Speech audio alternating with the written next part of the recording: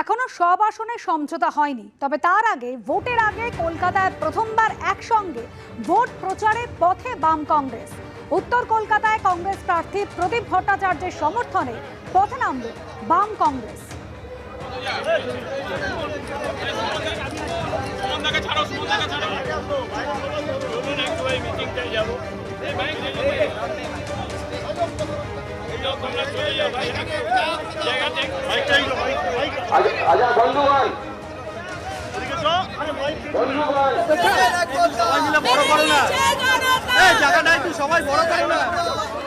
আমি কথা বলতে পারি, সব কেন্দ্রেই এই ধরনের আমাদের যৌথ প্রচার, যৌথভাবে কাজ করা, নির্বাচনে জয়লাভ করা।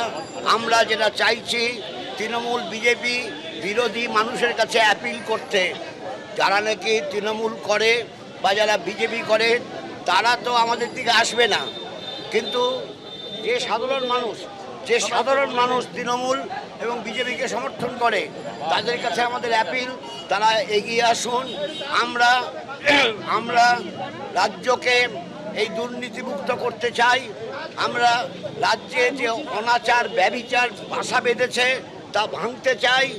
আমরা দিল্লির সরকার মানুষের মধ্যে বিরোধ বিভেদ তৈরি করছে, তা ভাঙতে চাই। এখনো পর্যন্ত 23টি আসনের প্রার্থী তালিকার কথা ঘোষণা করেছে বামফ্রন্ট, এবং গতকালই বামফ্রন্ট চেয়ারম্যান বিমান বসু তিনি বলেছিলেন যে সবকটি আসনে এখনো কংগ্রেসের সঙ্গে বা আইএসএফ এর সঙ্গে সমঝোতা হয়নি। তবে তার আগে কলকাতা উত্তরের কংগ্রেস প্রার্থী প্রদীপ ভট্টাচার্য তার সমর্থনে একসঙ্গে পথে নামল বাম এবং কংগ্রেস।